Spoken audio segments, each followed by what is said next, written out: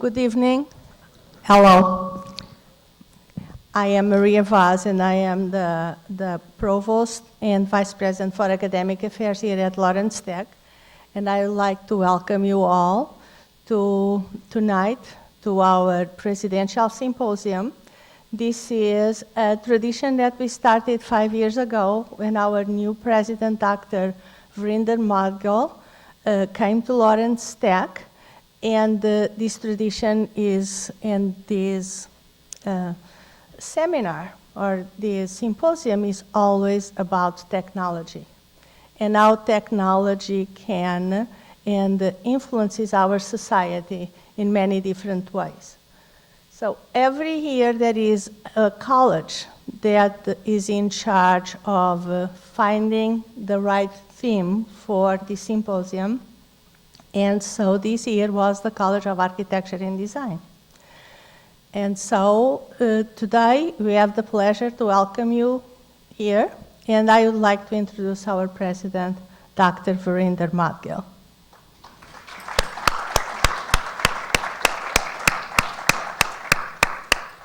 Thank you, Dr. Ward. You can all hear me, right? Yes.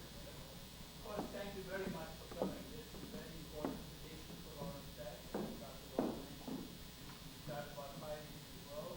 So we have a panel of a thematic area. Each time we're looking at colleges, one by one, substate, an idea or a theme around which we have the eminent speakers and experts talk about the area and both inform us and alarm us if there are areas we should be.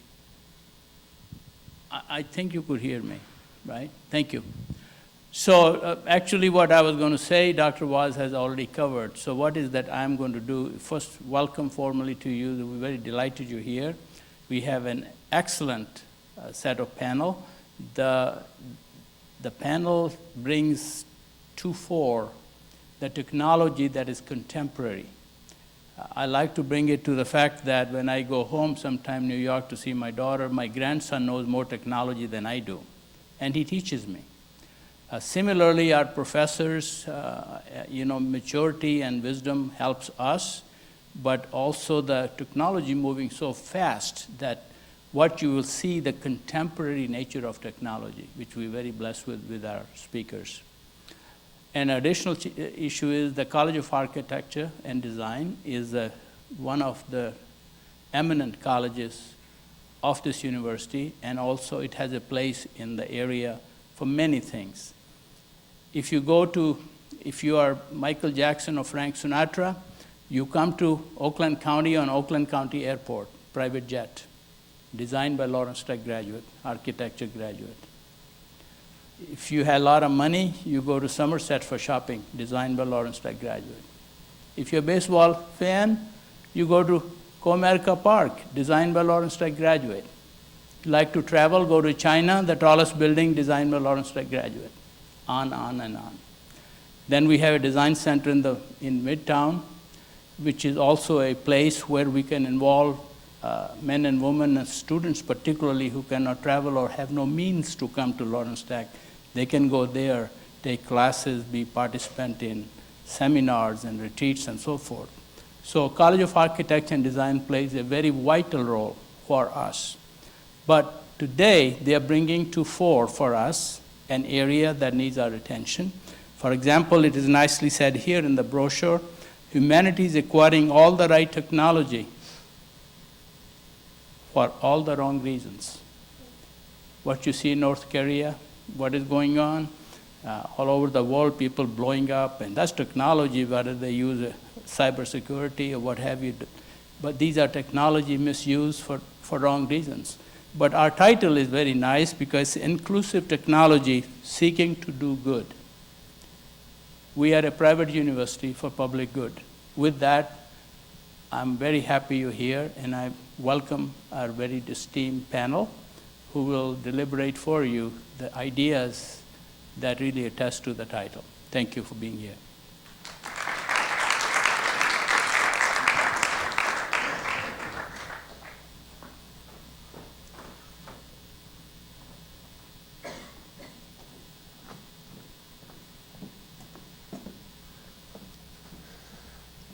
Thank you for joining us tonight.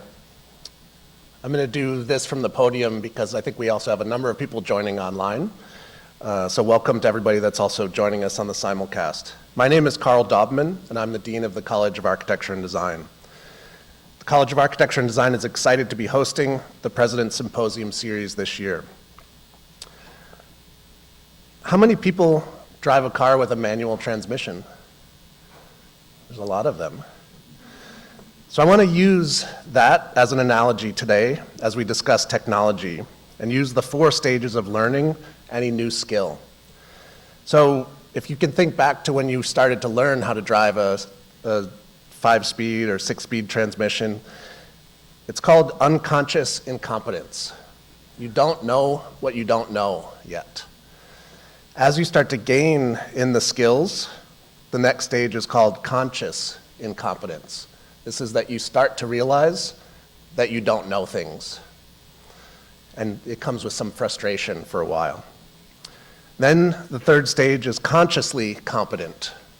At this point, you know what you know. And then the pinnacle of this is unconsciously competent. We know many people that can use different tools, different techniques. They don't even have to think about it. These are often not the best teachers, because they can't articulate what it is to use those things or to explain to others how to use those things. But if you think back to the first time you were driving a stick and sitting at a stoplight on a slight incline with a car that's parked right behind you at the stoplight, there's a whole bunch of apprehension that comes with that. But if you fast forward to where you are now, many of you probably don't even remember shifting on your way to school today. It's something that you no longer think about.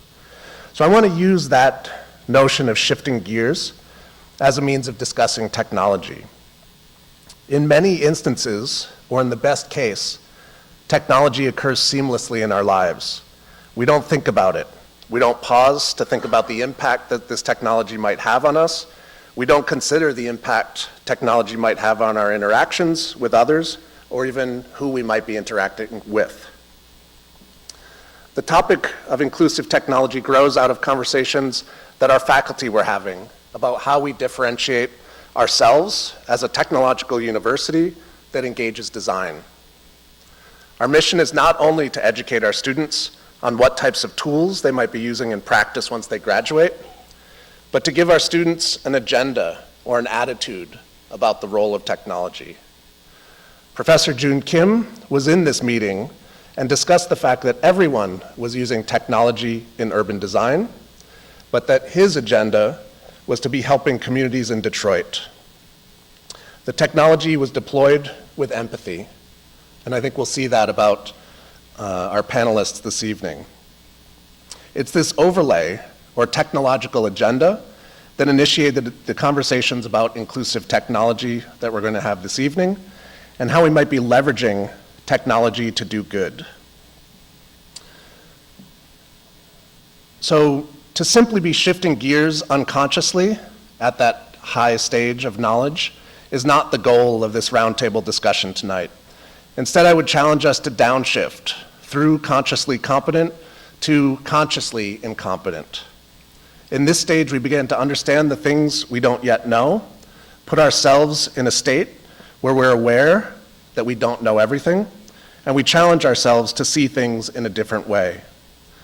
Today is not a conclusion to a conversation, but the start of a conversation. Today should lay the groundwork for us to engage in broader, cross-disciplinary discussions about what we are doing. Today is also an opportunity to use technology to create disciplinary bridges, to open up possibilities for new types of projects and new forms of multidisciplinary research. Specifically, this is an important aspect in a small university where the notions of silos is counterproductive. So I want to thank you for joining us tonight, and it's my pleasure to introduce Lillian Crum, the moderator for this evening.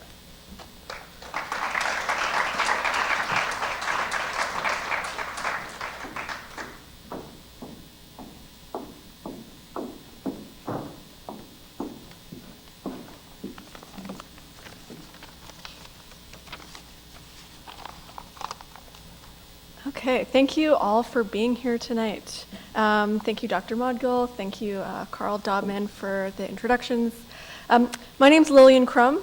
I'm an assistant professor of graphic design, and I'm the director of graphic design and interaction design in the College of Architecture and Design here at Lawrence Technological University.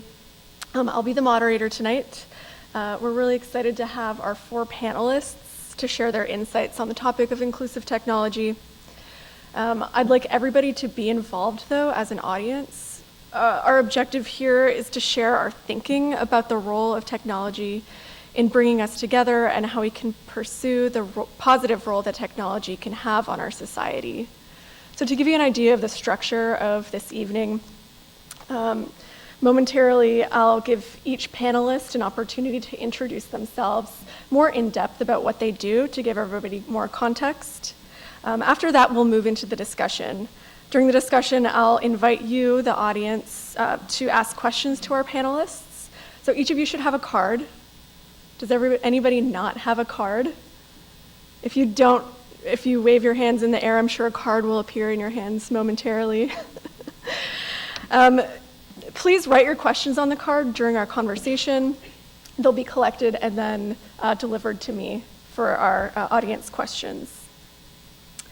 So our 4 panelists tonight, we have Mercedes Main. She's the CEO of Oso Technologies, the company behind the product PlantLink, which turns us all into more of a green thumb by helping us connect to and take care of our plants. So if you can come up, we have your slides right here.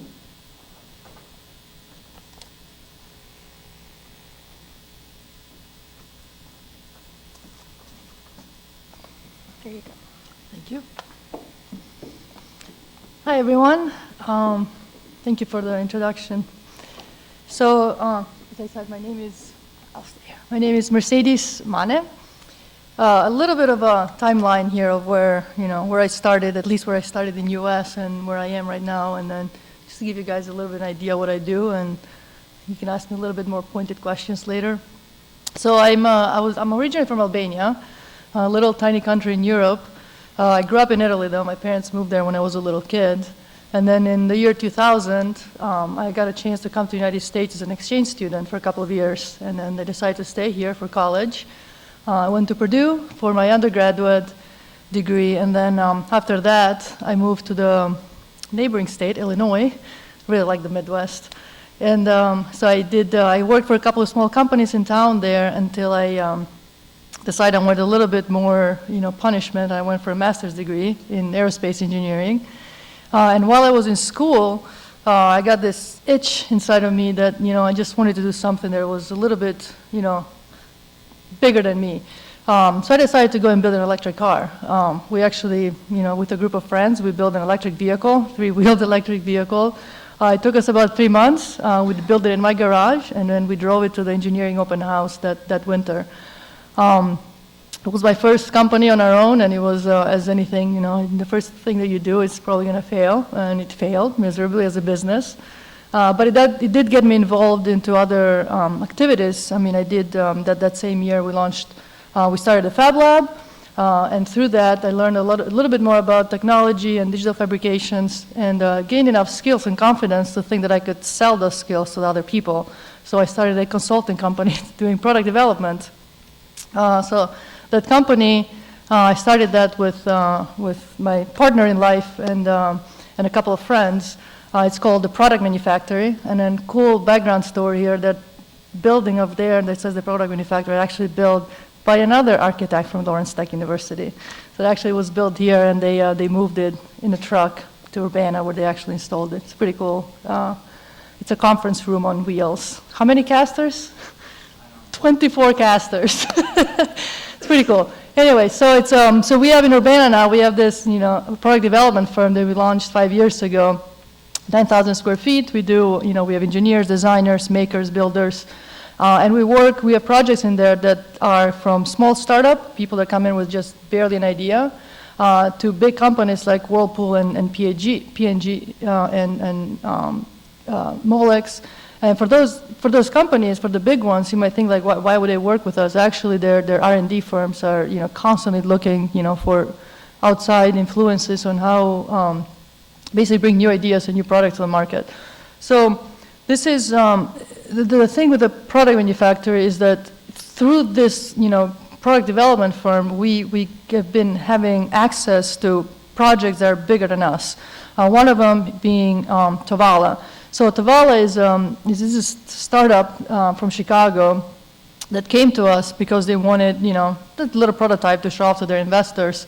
Well, it turns out this company now, took one of our partners out of the company.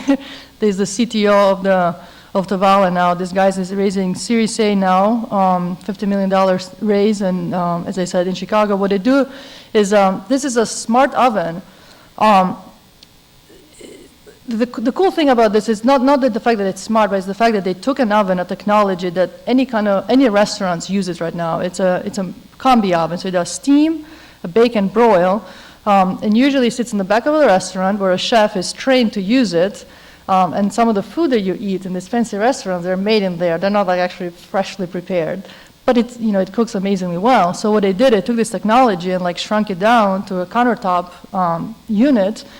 And the training part that goes along with it, instead of like having to send somebody to a class, which is what happens right now, you get an app. So this is actually an IoT product. It's a smart oven that comes with a meal plan. That's the other part of it. What you do is like, you subscribe to these meals that come uncooked, raw, and then you scan it. So you scan it in the oven, and then 12 to 15 minutes later, you get amazing quality, restaurant quality food. So this is, again, this is one of those technologies where like it was there, it existed, now it's in everybody's hands, and check them out. Pretty cool product, launched out of the product manufactory. And there's another one that I've actually personally I got involved. This was a client of ours at the product manufactory, and then 2 years later, when the company wasn't doing so well, I stepped in and actually took it over as a CEO, rebuilt it from the ground up. And then ended up selling it to Scott's Miracle Grow last year. What the product is, it's a sensor. It's a wireless moisture sensor that you insert in the soil, and it comes with an app. It's an IoT product. And depending on the type of plant you have and soil type, it knows when the plant needs watered. So you get little SMS messages telling you to water your plants, or you can have a watering valve that checks on the weather and checks on the sensor, and it automatically waters your plants when they need to. So there's a little bit of background about myself and a couple of highlights of the projects I've been working on. Thank you, and looking forward to some of your questions.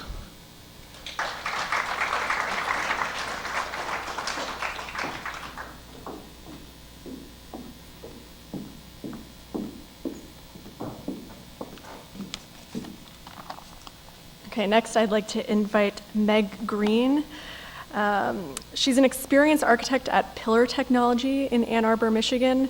So we just had a conversation upstairs about what is an experienced architect. It causes a lot of confusion.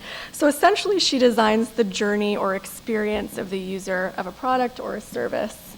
I'll let her elaborate.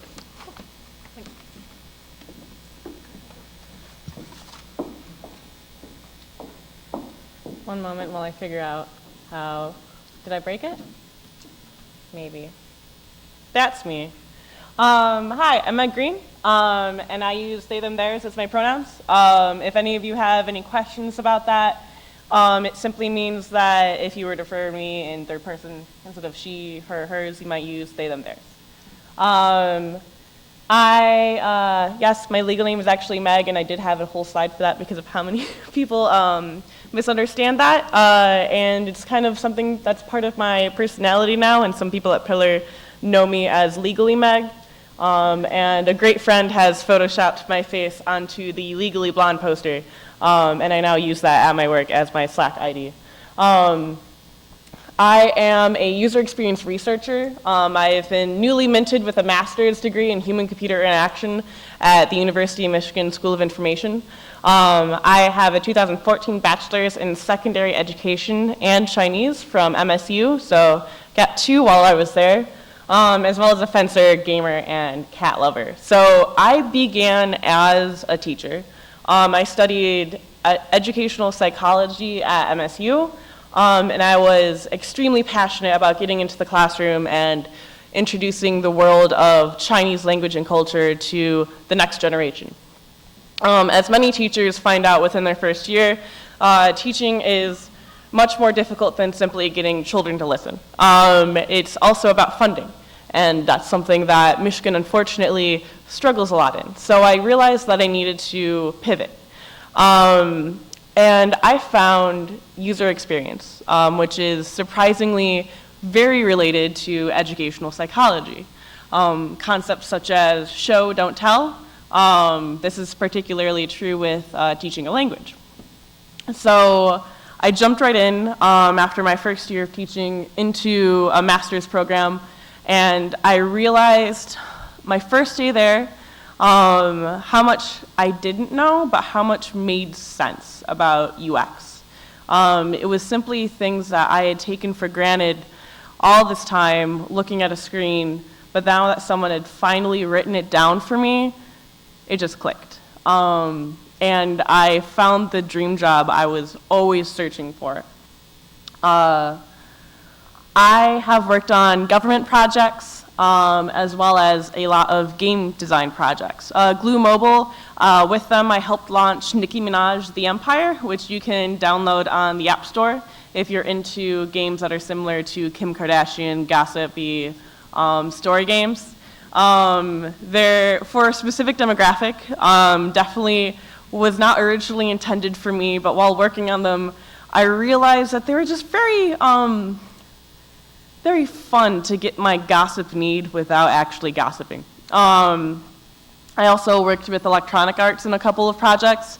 Those were extremely fun, and I got to meet a lot of people within the game industry who opened my eyes as to what UX looks like within games. I have gone to multiple conferences on games user research as well as GDC, and I was able to learn from some of the best people who are designing and researching for games, such as people who work for BioWare in Montreal, people who create games that you play every day, such as Halo, Destiny, Mass Effect. These are the things that I dreamed of as a kid, and going to U of M made those dreams come true. And I'm still able to actually talk and muse with them about what it means to be a user researcher in games, because it's a lot different than being on the engineer side, which is what people typically think of when they think of game design and game creation.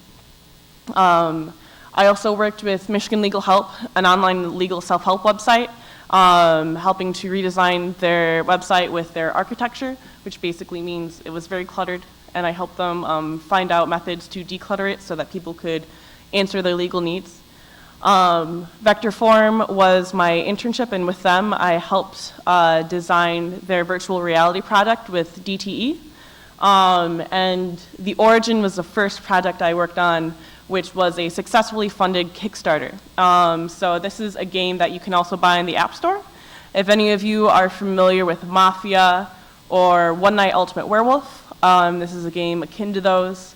It's located in one room, so you get a group of 6 to 8 friends. You spend the first game figuring out how to play it, and then you play the next 4 games yelling at your friends because they're the traitor, and they're obviously the traitor because they killed you last time, so how could you trust them again? So these are some of the fun things I've worked on, and they've been extremely diverse. So they've given me a unique look as to what product design, what UX research looks like in the field of a variety of fields. Also, those are my cats. They're very important to me. On the right, with his eye peeking out, left, great, is Winston, and he's my little angel. He could never do anything wrong. And that's said with sincerity. And on the right is Leonardo, and he likes to jump into trash cans.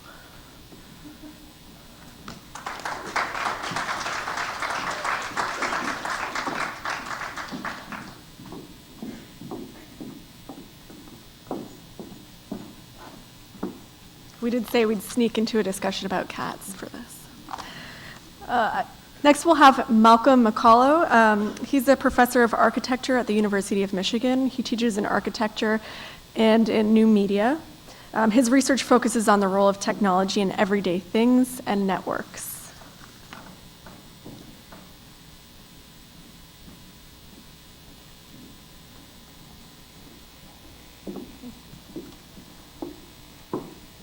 Hello, everybody, and hi, those of you out there doing this asynchronously while you're washing your dishes. I guess I'm the representative tonight from life before GAFAM. Do you know that acronym? Google, Apple, Facebook, Amazon, and charitably, Microsoft. I'm back from when there was considerable advantage in knowing things yourself. And I've always driven a stick, and my kids started out driving on a stick this summer. And I have never ridden in an autonomous vehicle, and I know that autonomous vehicles are the numero uno prevailing techno-utopian future of Metro Detroit. Perhaps some people in this room are working on them, and maybe that's necessary. I don't know what else is going to get people to stop gunning those 5.6-liter Hemis up to the red light. So I'm not against automatic vehicles. I won't knock them till I've tried them, but I am against automatic transmission. I come from the architecture school on the other side of the region. There's our new building and our new dean, and I have been a professor of architecture all my days. I'm an academic. I do this old-fashioned thing called books, and I believe that long-form reading still has a place in life, particularly if you cling somehow to the belief that you ought to know anything yourself. I'm currently working on a book on smart grid, working title Downtime on the Microgrid, and geez, downtime in the world of electricity just got real topical. I better rush. But let me highlight a work from nearly a quarter century ago, the one that's popped up there in that image, which has to do with the notion of craft. The idea of digital craft was an absolute oxymoron a quarter century ago when everybody knew the purpose of technology was automation. Oh, right. The notion that technology would be put to use to affirm one's humanity and to find the personal worth of work, that was weird, and it stuck. And in fact, the idea not only has held up, but has become a basis of many happy life's work and the occasional curriculum. And it's very tragic for me because ever since then, I really have not been in a position where just getting lost in the work was what I got to do. I feel like whatever mythical character that had to go back and show the way and then got lost. We do have a rather large mainstream effort over at the architecture school on the other side of the region of giving each and every person a taste of digital fabrication. This is a page of slides from the undergrad course that Carl Dobman made me teach. And from that world, the notion of inclusion that I would care to provide is a little bit different. I forgot to say about GAFAM that, hey, technology is totally very inclusive already. GAFAM will gladly monetize your every communication stream and maybe even mine your every keystroke. It doesn't matter who you are, anyone, everyone, they're inclusive, all right. But I would rather dwell on a more positive aspect of inclusive technology tonight that I think has been around in the world of crafts since time immemorial. This is something of an anthropological notion. I'm an amateur everything, an anthropologist is one of them. Communities of practice. I don't know if I have a cursor here. I do. If you could just peruse this sector of this rather large and catch-all concept map of the world that I live and work in, I think it begins to say it. Inclusiveness comes from an appreciation of the levels of conscious and unconscious, competence and incompetence, and the sharing of tacit knowledge and the sharing of the means as well. And communities of practice exist for reasons beyond and before the stuff that they turn out. And I think that communities of practice, how can I say, are more important in the schools than people know. So that's what I came here to talk about tonight. but I'm all ears about talking to plants, for instance. I like that one.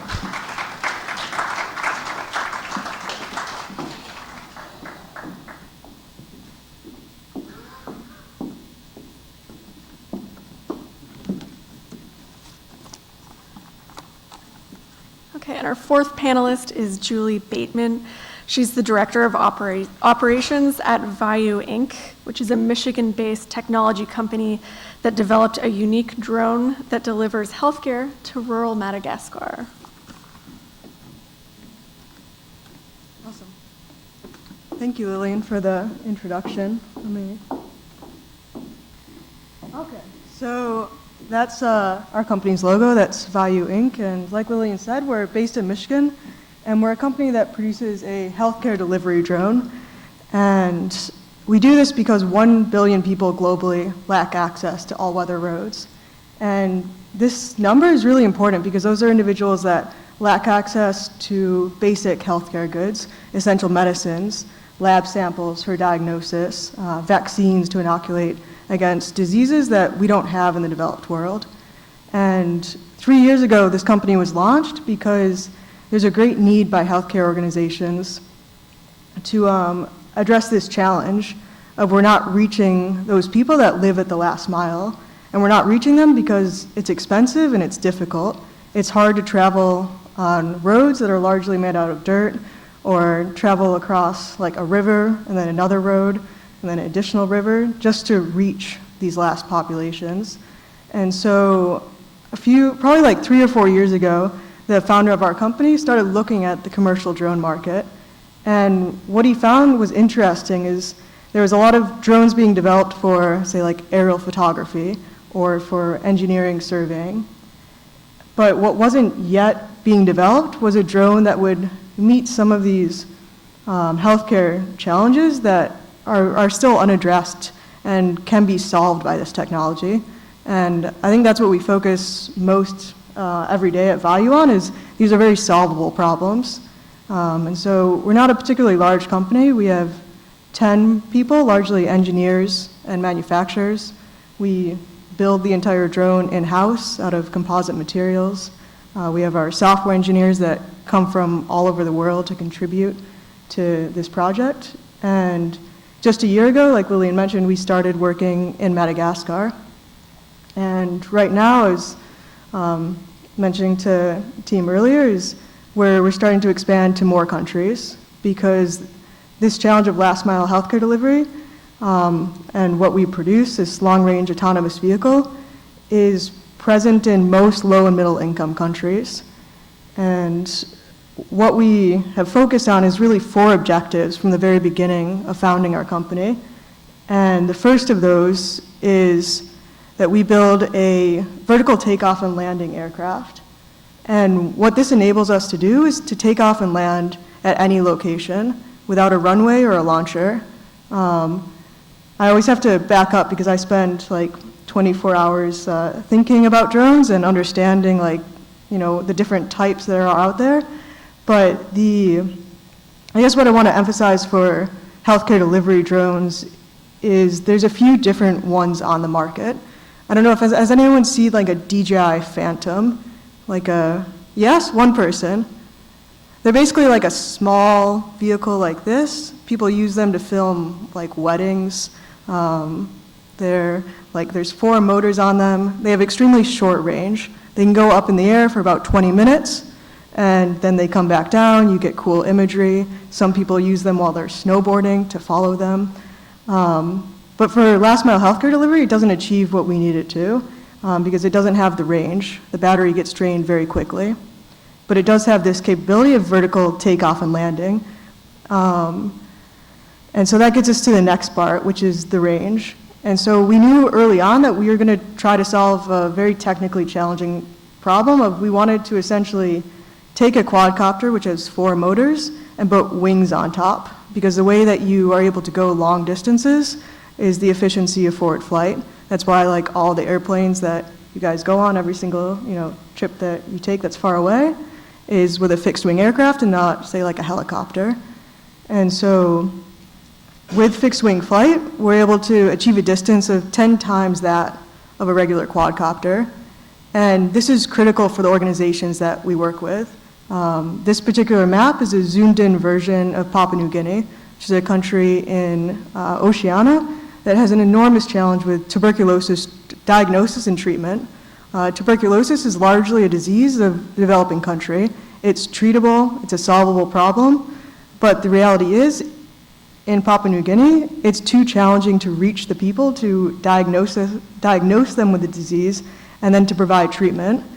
And the reason that an international organization like Doctors Without Borders works there, and the reason why like USAID or World Health Organization contributes to this sort of effort is tuberculosis isn't just in Papua New Guinea, because we live in a very globalized world. Diseases travel by airplane. And when tuberculosis is partially treated or left untreated, it develops into drug-resistant tuberculosis. And then in even worse forms, it develops into extra drug-resistant tuberculosis. And that's why we've been developing a project to work in Papua New Guinea for transport of lab samples for TB. And then the next thing, and I think this gets into, I know Malcolm was mentioning the autonomous vehicles. So ours is an autonomous drone. Anyone in this audience could operate our vehicle. I can operate a vehicle. I am an engineer, but a civil engineer, so it's not particularly relevant. And what we have is essentially an app. And on that app, you're able to follow a set of automated pre-flight checks, and you can launch a vehicle and send it 100 kilometers away to deliver whatever it is that you would like to deliver. The ones that have been in the news more recently are like burritos and pizza, but our main focus is a bit more baseline, the essential medicines and lab samples. And then the fourth is that we wanted our vehicle to have a significant payload. And the reality is 2 kilograms isn't a lot when you're talking about healthcare supply chain. There's a lot of things that we can't carry because we're limited in payload. But I think this is kind of an interesting question of technology is, there's what the market needs and demands, and then there's the physical, parameters that you need to be constrained to. For us, that constraint is largely regulatory. It's really hard to get permissions to fly a drone that's greater than 25 kilograms, which I was trying to do the math for pounds. I don't know, somewhere around 55 pounds. And so right now we're focused on small goods. Blood units, this is for critical delivery of when a woman is having difficulty during childbirth, to be able to rapidly deliver blood for a transfusion. Vaccines are particularly challenging in rural areas because it requires cold chain. If those vaccines are left unrefrigerated at any point, they expire and are dangerous to whoever gets administered them. Antivenom, if you're hiking somewhere and you get bitten by a snake, it would be super nice if a drone was able to deliver you an antivenom. Lab samples is actually the bulk of our business right now. I would say about 80% of the projects that we're very actively pursuing are for delivery of lab samples, and particularly for delivery of lab samples for diagnosis of HIV. United States government and a lot of European governments are still very focused on eliminating HIV in the developing world. Most of the countries we work in, 15% of the adult population has HIV. And so there's still a lot of work to be done, and the backbone of that work is getting people diagnosed so that they can start treatment. And then oxytocin is actually also for controlling bleeding, and it has to be refrigerated. And so this is final slide. I apologize if we went over for 5 minutes. And we do all of our flight testing here in Michigan. So that's what our technology is. Thank you.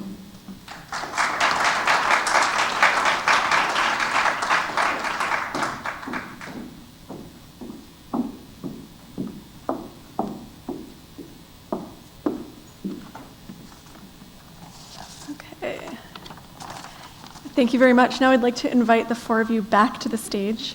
As you're getting settled, just a friendly reminder that each of you have a card for questions, and I'm sure that these introductions sparked some questions, so please fill them out as soon as you're ready, and they'll be picked up somewhere through the middle of the conversation, probably about 10 minutes from now.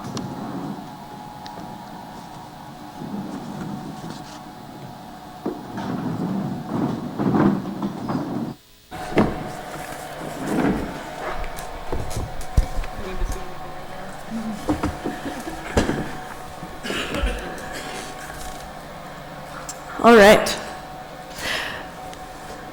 I'd like to start the conversation thinking broadly, but also critically about using technology for good. So sometimes we have the tendency to see the advantage of change rather than having the wisdom to predict disadvantages or consequences. So can you speak, this is a question for everybody, about your experience with striving for technological innovations that will in fact have a positive role in society rather than create more problems? Or how does this factor into the design process or research? We're starting with a toughie. I have some easier ones. I think it relates a lot to, with every project, I start on with research, because that's what I specialize in, and I realize that I can't really turn my head unless I actually turn around like this. With that in mind, all the projects that I've been on begin with that I don't know what I don't know.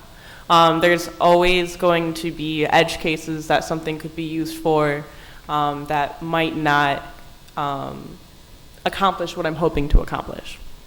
But despite that, that's what I go and research for, to help protect from those edge cases. In addition, my own personal experience has been with a lot of healthcare apps, and I have a lot of feelings on those at the moment.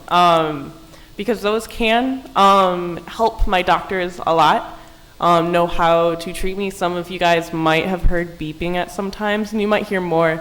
It's from a diabetic app that I have that tells me if I'm too high or if I'm too low. But at the same time, healthcare apps where doctors can monitor your health can also make patients less willing to use them. Especially as a diabetic, when I was younger, it was assumed that I was simply eating too much candy, that I wasn't taking care of myself in the way that I should have, and doctors were a lot tougher on me. And if you were to give me an app then and told me you can take better care of your diabetes by having this app where this doctor can monitor your blood sugars, I would have refused it outright because I was scared. So we have some potential always to help, but always realizing what the user's true needs are, whether that's doctor intervention or simply teaching them themselves how to monitor and take care of their diabetes, from realizing this works, this doesn't, rather than feeling like they're under constant investigation as to why isn't your blood sugars in the correct range at the time. Of course, that's a very small example, but that's a personal example. Next, well, almost everybody I know tries to do good. You know people who don't?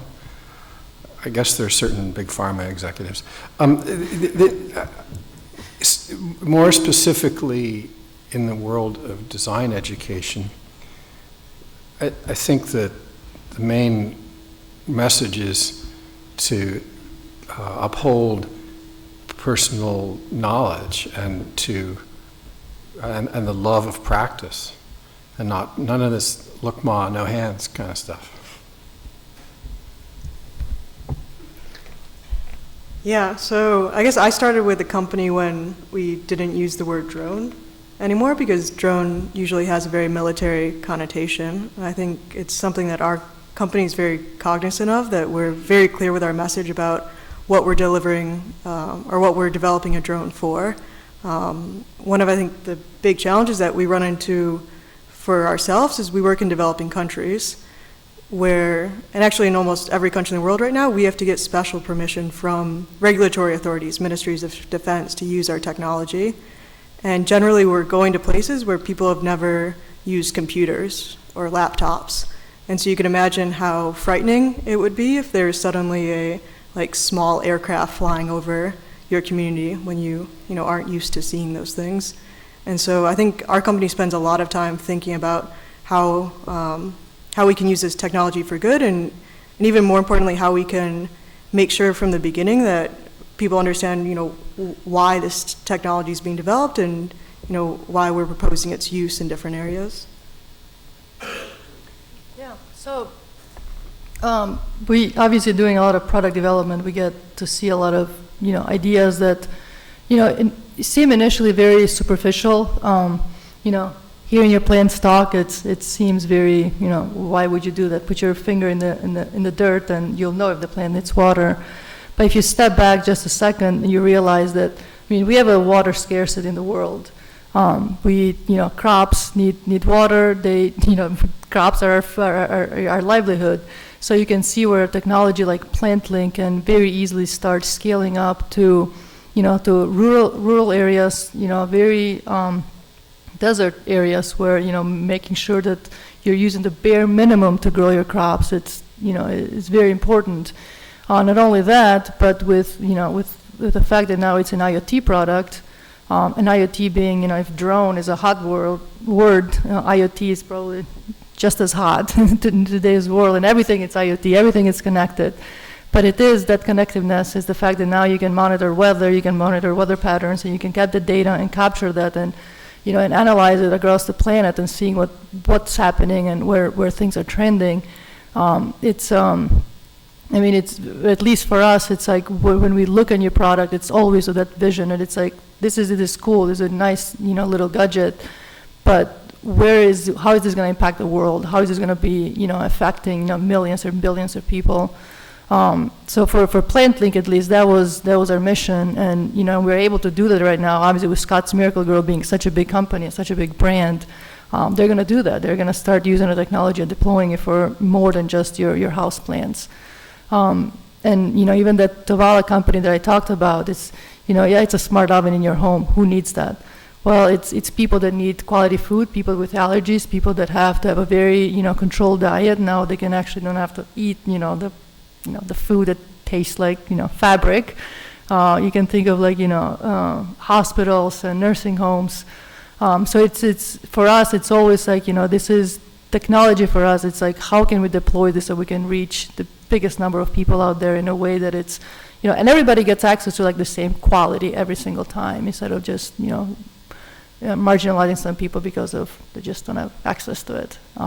So yeah, for us, it's always like, don't stop at like what this thing can like be right in front of you, but like, how can we scale this? How can we make this big? Have you been able to scale PlantLink? Yeah, kinda, yes. Once we sold to Scott's, we sold last year, so now it's been, it's in the process of getting that, and manufacturing-wise, absolutely, has been completely scaled. Marketing-wise, yes. Now it's actually part of my role inside of Scott's right now is building partnerships to go, outside of that consumer market. So yeah. All right, so some of the conversation is already touching on the role of empathy. And Carl Daubmann, in his introduction, also touched on this as part of the design process. So designing for inclusivity requires us to think beyond ourselves and our own experiences. Can you talk about the role of empathy a little bit more as part of your projects or research? As an educator, one way I try to invite people to think beyond themselves is to stop using the word we. Because there are so many different ways and peoples and practices out there, and it's not, there's more empathy to imagine that there are others out there who do not have the same issues, do not speak the same language, do not even listen to NPR, right, and who do not feel compelled to share their every moment online. It's in many ways it's the opposite of inclusiveness, though, right? But I think that it's more empathy actually results if you can begin to imagine something other than a hive mind where all the memes propagate in nanoseconds. That there's more difference out there. That's me. Yeah, I can say something. So I'm an engineer by training, and we are known for not being empathic. For me, it was it was a learning. I'm not very empathic, but I work closely with designers. I totally understand their value. I think it's very important. I think that, I learned very early on that if I needed to do product development for people, I needed to understand and give the right importance to that part of the design process. And for us, it's like we don't do anything unless, there's designers or we start ourselves, everybody that's working on the project start not saying like this is what I would do, because we are a very very small slice of who we're designing for, and it's challenging though. It is really challenging. It's very easy to say, well, but this doesn't apply to me. This is not how I do it, and then it's having constantly to go back and like recheck your assumptions. I think it's not easy, and I think it's very important. And for me, still, it's for all of my team, I guess it's a learning. It's still an ongoing learning process, because it's really hard to put yourself in somebody else's shoes. Yeah, I think UX has something called personas, which I think can be a double-edged sword, because you're supposed to create them after interviews and on-site observations of who you're actually designing for. But at the same time, these personas you create are ultimately fictional, and sometimes people can rely on them too much, rather than going out and actually asking someone who's going to touch the product that you're creating what they think. And of course, that too is a double-edged sword, because that's just a small population that you can ask, who has access to the survey, who has access to the time to meet with you, and how many people do you in reality get to touch. But I think what you said, Malcolm, was very true about stop using the word we. It's very tempting to say, well, I would use this in this way. But especially the government projects that I'm working on have really shown me that it just goes with the amount of people that these projects can touch. Even the 15 personas that we have, which is just a ballpark fake number that I have, don't even truly start to encapsulate the amount of people who will be affected. So it really just takes so much time and dedication to be able to continuously go out and find new people to talk to, because you can try to take someone else's shoes with that imaginary person you've created, but that won't be nearly as valuable as having empathy of actually talking to that person that you'll be impacting, actually seeing how they struggle every day with this problem that you're trying to fix, and that will truly make you feel for them. And I think once you start to have that personal feeling side that you really want to help them, that's where the empathy starts. Or there's empathy with plants, right? Yeah, I feel really bad when I come There's a lot of empathy with plants. I mean, a grower who is depending on the results in order to eat would definitely need to be mindful of their watering schedule. But those of us who are really old and do gardening just for therapy take pride, or at least consolation, in developing some empathy with those plants and knowing when they need to be watered. Having a technology tell me when my plants need to water, I might as well water them, right? In which case, I don't need the garden anymore. Similar back to the cars. Okay, maybe there's going to be a car that does my driving for me. I just hope nobody comes up with a machine to eat my dinner for me. What if you could still taste it? Oh, yeah. True. Go on. What are your needs? I'm gonna go back to the empathy and inclusive technology question, and I think one of the things that comes up for our company, like more now, and because we're in a like the drone startup space, is actually, it's kind of like a cutthroat, brutal location to be, because you're competing for a limited number of funds. Amazon is currently making a drone that's similar to ours, which isn't it's cool because we're like, oh, we are designing the right thing, but they're also a very large company. I think one of the things that we've learned as a startup is that empathy can actually start with the product development process. And it's not just that you're designing with empathy for other people, but that you're creating a team that's also empathetic towards one another. And I think it's very hard to create technologies that are going to, impact, say like health comes better, or do good in a certain way, if you're not actually building that culture within your company to treat each other with respect. And when the question was read, something that was coming to mind was there's a good book called Development for Freedom. I think it's what it's called. It's Amartya Sen. He's a famous economics writer. And one of the things he writes that I think kind of resonates with this process of developing a new technology is there's the culmination of what you're working on, and there's the cumulative process and the comprehensive process. And the culmination is only focused on what's the end product. Like, I have this drone that flies 100 kilometers, but I think what should be addressed in product development is how did you get there? How did you work with the engineers? How did you treat them? Did you respect each of those individuals as you were developing that product? And I think, as the space gets more competitive, it's interesting to focus on that, to make sure that we're not just, developing products that are empathetic towards people at the end of the line, but that we're actually creating a workforce that's empathetic towards, the way that we're producing those things. And Julie, you just mentioned Amazon, a huge company, versus your startup.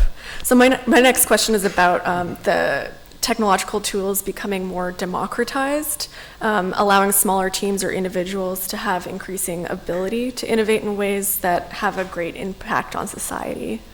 So this is a question again for everybody, but if you could talk a little bit about some experience you might have in a smaller team and having the tools at your fingertips or just a little bit beyond to actually make the change. How many people in this room use Slack, for instance? Love Slack. Just asking. Is that democratic? Does it feel like it democratizes your work? Yeah. Yeah, well, we use Slack, I have I don't know, plenty of channels. Plenty of teams with multiple channels, and we use it all the time, and it's a great tool. It feels very collaborative. Obviously, nothing beats, face-to-face, don't get me wrong, but it's a nice tool. It's a good way to, expand or limit your team. Going back to your question about small team, big teams, I like working in small teams. I really like that intimacy and trying to get to know your teammates and get to see them at their high or their lows, and really, when you start clicking and really, what the person is thinking just by looking at them. I think that's when you start really, as she was saying, you start getting some really good products out.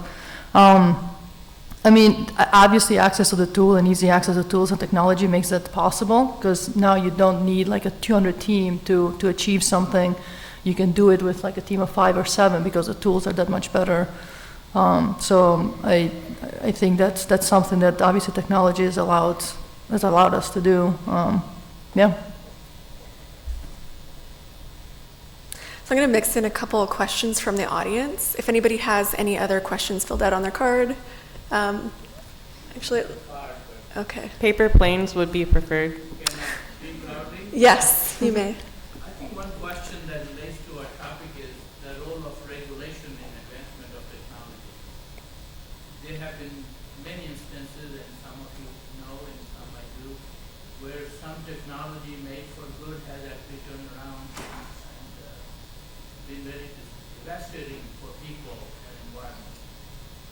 A lot of pharmaceuticals and some oil companies help you run a car on the gasoline but destroy areas and countries.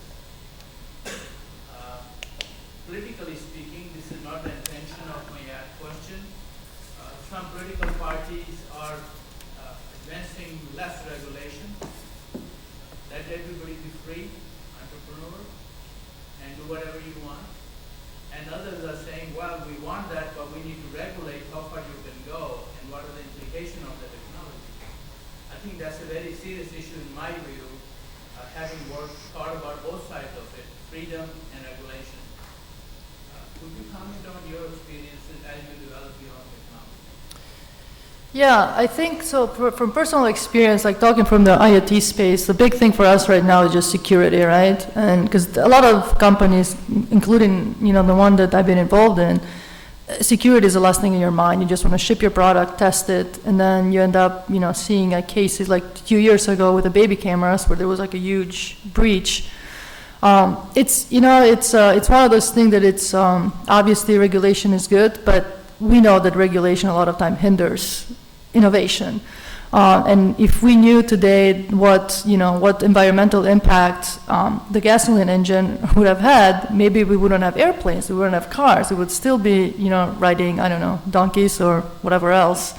So I think it's good to think ahead, but over-regulating something because if you think of like every possible worst-case scenario, I also don't think that's the right way to approach things, because it will slow down a lot of things, or something might never, actually happen, because we saw the worst case scenario and that's where we went, and decided to stop it.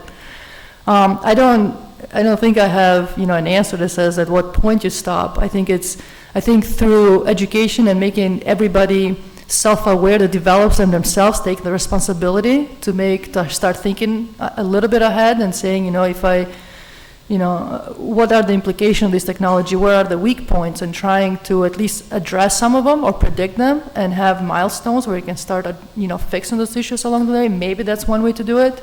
I think,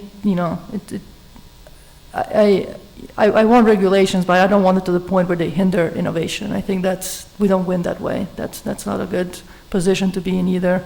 So I'm going to go back to saying, give a little bit of responsibility to the inventors themselves to start thinking, and not letting it to the regulators to take charge. And of course, depends on what field you're designing for.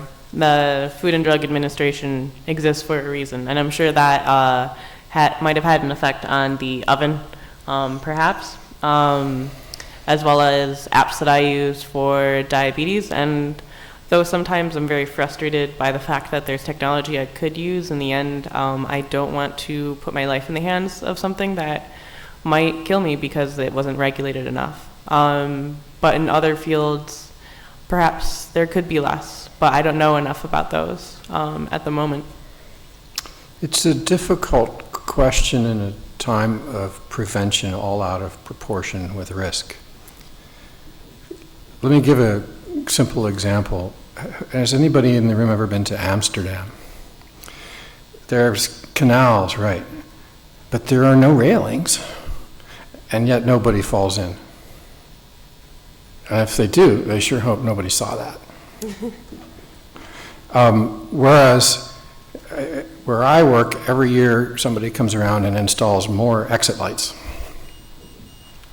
So it's a difficult question about regulation.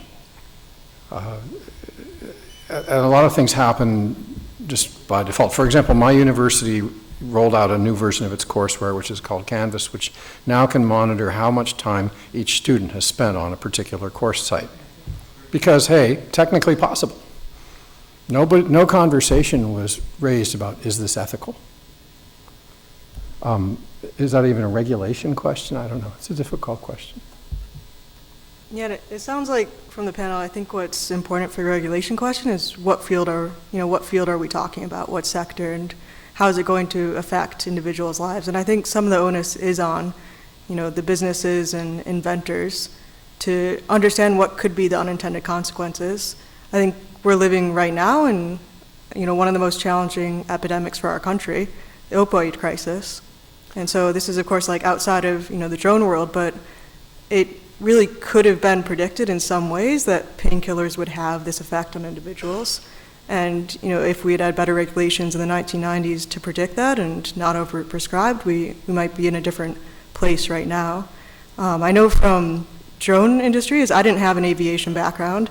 The aviation industry is entirely driven by regulations because every time a person goes up in an airplane, you want to feel safe. You want to know that certain pre-flight checks were done, that the center of gravity is checked on the aircraft. We work in an airport hangar that the airline went out of business because they backloaded the aircraft, and when it took off, it didn't finish taking off, and it tail dived into the ground. And now we have their office space, which is a good place. But I mean, our company has a love-hate relationship. I spent my last 4 weeks basically going to 3 countries in Southeast Africa to get special permission to fly our drones and to demonstrate to them that this is a safe technology, that there's compelling health reasons to use this technology because it will, help people get diagnosed for HIV and get on treatment sooner. But our company is extremely conscious of, having safe, reliable flights so that we can operate safely in someone's airspace because, a failure for our drone is actually a failure for any of this like healthcare delivery drone industry because we're a young industry. And I think we have huge respect for like the civil aviation authorities that we work with in those countries because they're trying to incorporate a new technology into their airspace. I think at least for like drone world, like regulations have a really important space for, keeping this technology safe. Probably the most important set of regulations in play at the moment is net neutrality. Do you know anyone who is against net neutrality regulations? And yet those are being dismantled in a backroom deal in Washington. It's very weak from the sound of it. You could follow something like freepress.net to find out. And yet it is the same Silicon Valley that prides itself on being so techno-libertarian that brought the internet to such prominence, to where it became not just a common carrier, but a necessity for all other kinds of democracy and civil discourse and startup companies and educational recruitment and you name it. So it's hard to imagine a world in which those regulations should go away. They seem better than having still more fire exit signs. I have a question from the audience that relates to user experience. So I'm going to direct this to Meg to begin with. Assuming you test products on users before the final is produced, how much time do you allow for that? And what's the process of incorporating their feedback?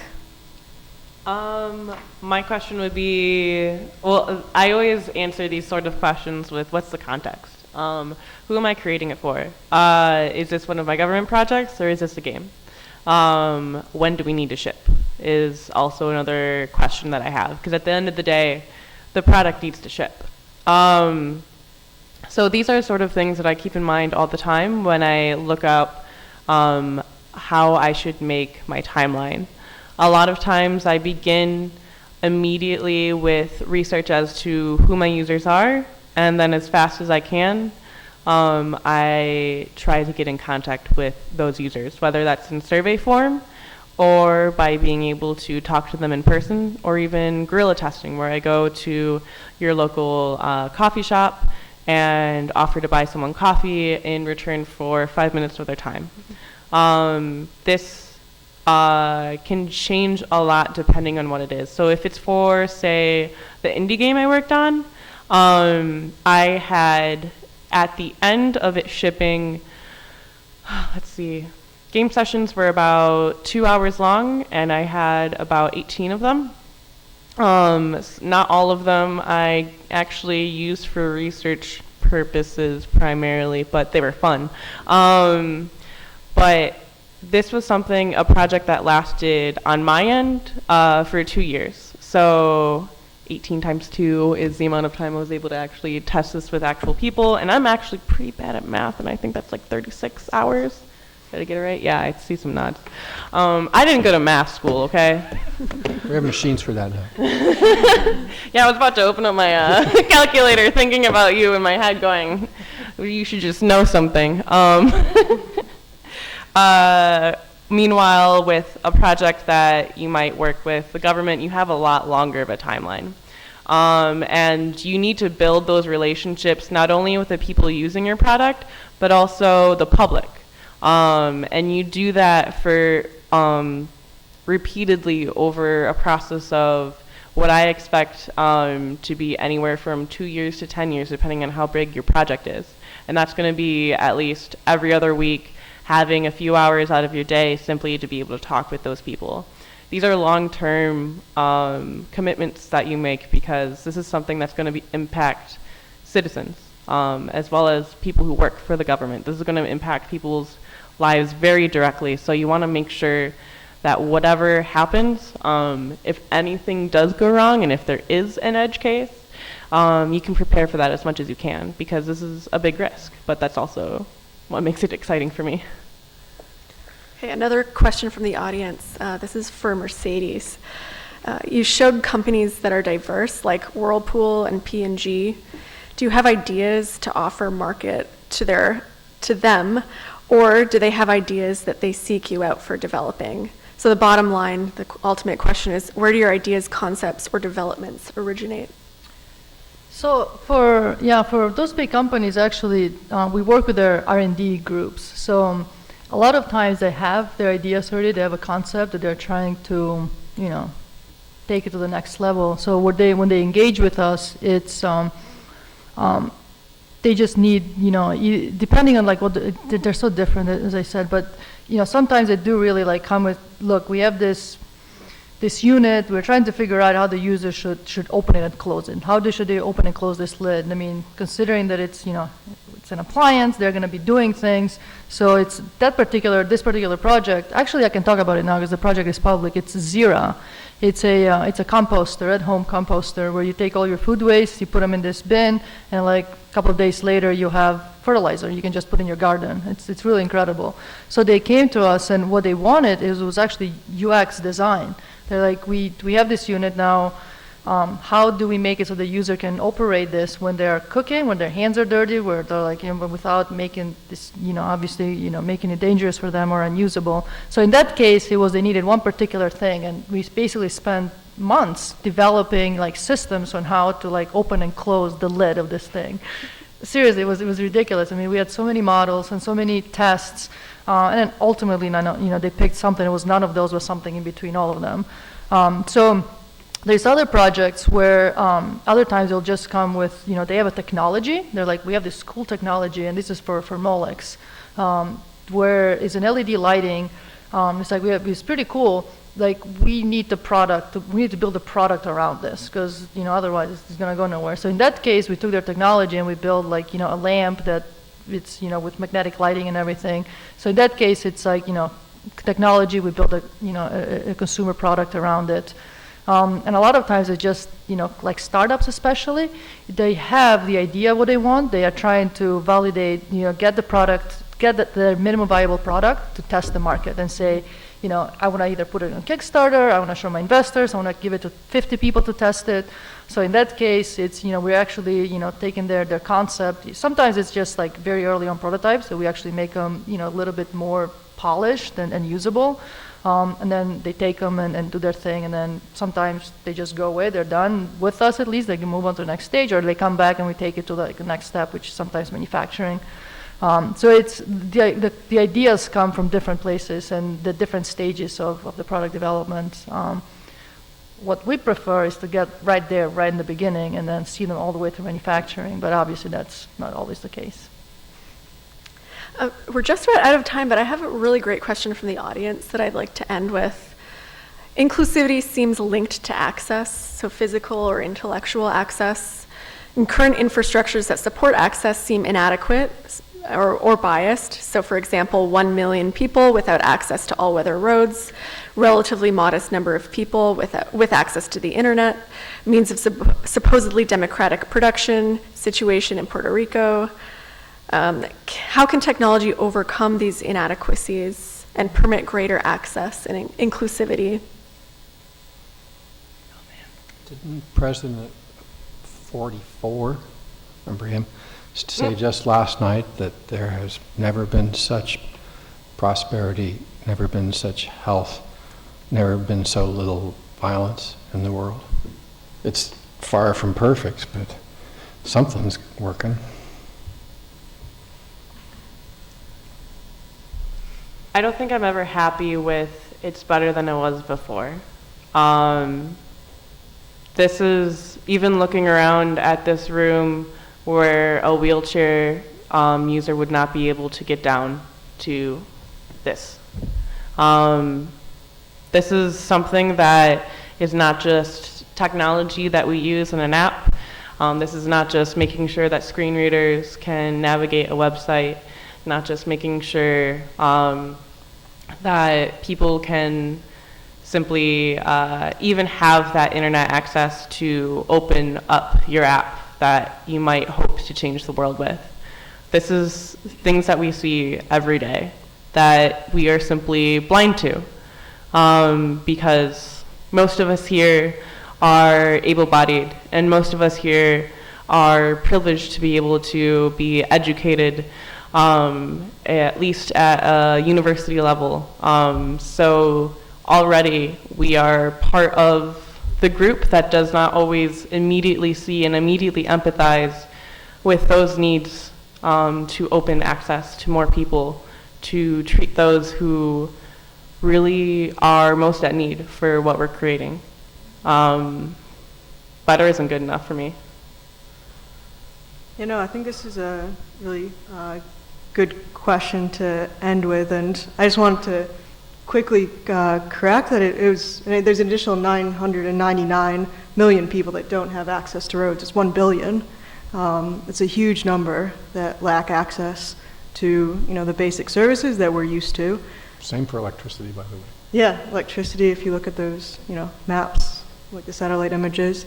But I think what is really interesting about, what can technology do is, technology's designed to take a certain resource and stretch it further to, make something be used efficiently. What we always sought for, say, when we were developing cars, is we want to use less gasoline to go farther. Now we want to use lighter batteries to, operate an electric vehicle for a farther distance.